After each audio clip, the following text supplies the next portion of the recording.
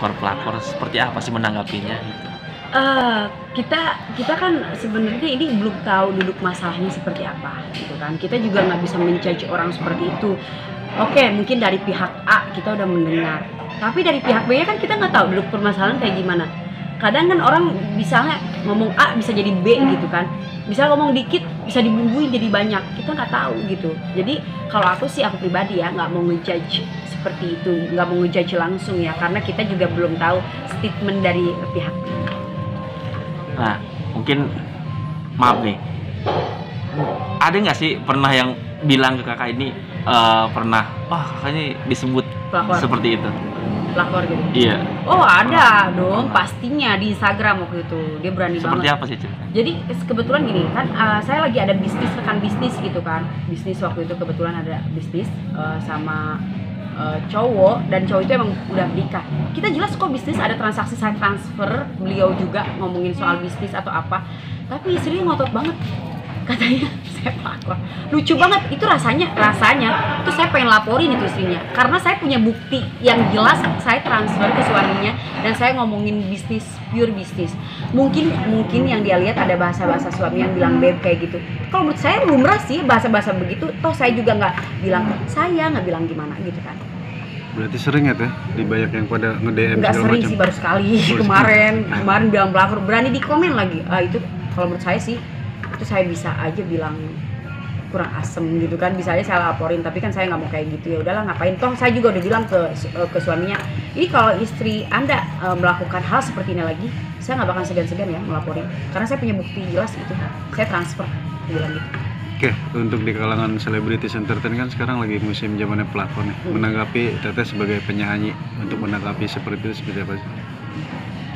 Maksudnya kalangan selebritis banyak yang dibilang pelakor. Oh, saya sih nggak mau terlalu ikut campur hal seperti itu ya, karena saya juga belum tentu benar, belum tentu hidup benar gitu ya.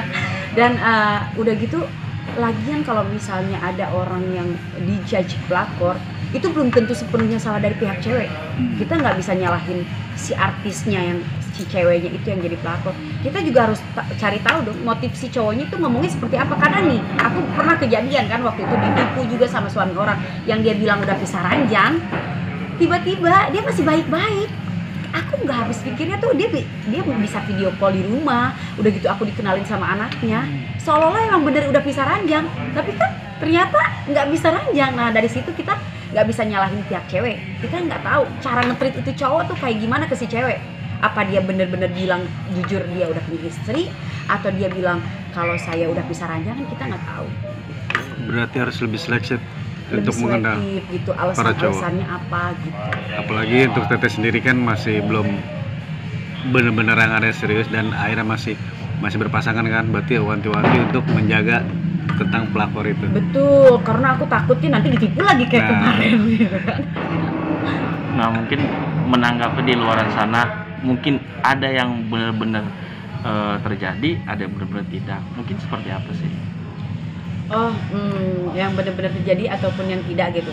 Kalau yang tidak itu mungkin settingan kali ya, lebih ke settingan. Ya udah, nggak apa-apa ya, namanya orang mungkin untuk menaikkan pamornya dengan cara seperti itu, kita juga nggak bisa nyalahin gitu kan. Terus kalau yang untuk benar-benar terjadi, apalagi yang sampai nikah gitu kan, terus ke publik ini, ya itu balik lagi, kita nggak bisa nyalahin si cewek yang bisa dibilang pelakor ini. Kita nggak tahu konflik rumah tangga mereka itu seperti apa, kita nggak tahu.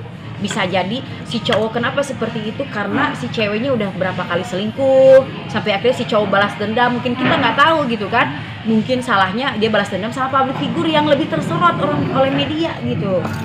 Jadi aku nggak bisa nyalahin salah satu dari mereka karena kita nggak tahu gitu. Nah, bicara tentang pelakor, sempat diselingkuhi seperti apa? Aduh, sempat diselingkuhin. Sayangnya diselingkuhin. Aduh, itu mah sering. Itu sering mas, nggak usah diomongin. Merasa trauma?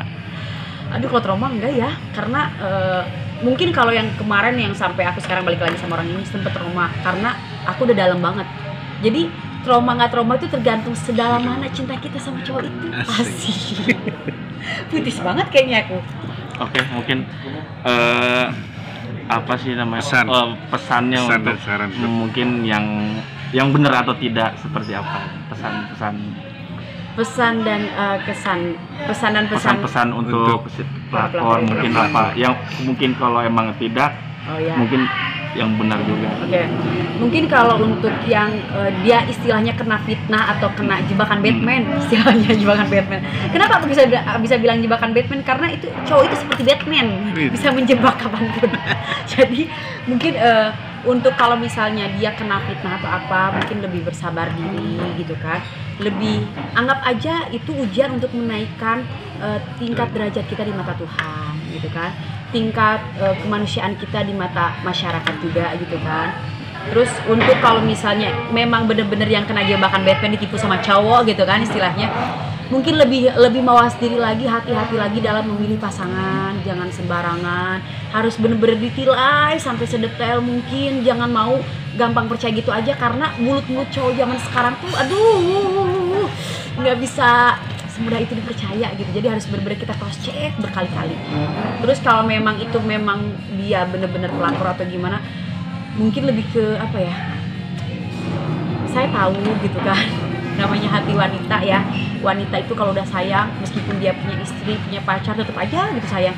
Tapi kembali lagi, wanita itu kan punya ibu, pasti punya anak juga, harus lebih ke punya perasaan gitu. Gimana kalau misalnya kalian di posisi seperti itu, bakal kayak gimana? Kecuali kalau misalnya istri pertama dia udah setuju untuk menikah, oke, suaminya menikah lagi, dia jadi istri kedua, itu nggak apa-apa karena udah ada mendapat restu gitu. Tapi kalau misalnya mendapat restu, cobalah berpikir berkali-kali, karena dia kan punya ibu, punya anak juga, bakalan punya anak juga, dan dia juga sama-sama wanita. Jadi harus sama-sama saling peka dan saling punya hati, itu aja sih. Nah, untuk terakhir, tipe kakak sih seperti apa sih? Mungkin jika nanti ke depan maksudnya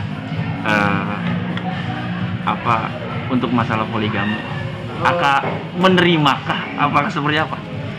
Sebenarnya aku tipe orang yang nggak mau dipoligami, tapi aku nggak bisa sebut kayak gini juga. Kadang ya kita kalau misalnya kita bilang tidak, sama aja kita melangkahi Tuhan kan, karena kita nggak tahu ya, hati manusia nggak tahu gitu kan, takdir juga nggak tahu, kita bisa jadi istri kedua lah atau gimana, kita nggak tahu. Tapi sebisa mungkin prinsip aku, daripada harus sama suami orang, lebih baik duda. Prinsip aku duda nggak jadi masalah, mau duda beranak 5, beranak 6 nggak jadi masalah, selagi itu mapan ya. Kalau nggak mapan aku juga udah sanggup Cin. Jadi duda nggak jadi masalah gitu, prinsip aku gitu. Kalau bujang sih aku sebenarnya kurang, kalau bujangnya apalagi masih muda aku kurang srek mungkin, karena kita harus ngomong gitu, istilah ngomong ya, sedangkan kita dewasa istilahnya kan, terus kita harus ngeinin anak yang masih muda, aduh capek ya, makan hati lebih banyak deh. Jadi aku lebih baik memilih orang yang sudah berpengalaman. Asik. Apalagi udah ditinggal meninggal, itu berharga banget, itu terhormat banget menurut aku sih. Berarti mungkin bisa dikatakan jika terjadi lebih baik sabar. Tidak. Apa lebih baik sabar apa berpisah saja? Apa berpisah? Berpisah. Oh, jadi kalau misalnya tiba-tiba aku nikah sama cowok, terus cowoknya tiba-tiba menikah lagi, poligami iya, aku. Kalau posisinya aku belum punya anak, mungkin aku berpisah. Tapi kalau posisinya punya anak, kayaknya berat ya. Aku pasti mikir anak, karena apalagi mental anak tuh kan, apalagi masih kecil lah, mental anak masih kecil, kita jangan ngikutin ego kita, sedangkan anak yang jadi korban. Aku nggak mau sih. Mungkin kalau anak kita udah dewasa, aku juga pasti milih pisah sih, udah pasti milih pisah, karena kan aku punya bakat untuk bisnis. Toh kita nggak sama cowok itu juga gua bisnis bisa jalan-jalan aja gitu kan. Makanya aku dari dulu paling anti ya, kita istilahnya parasit ke para cowok.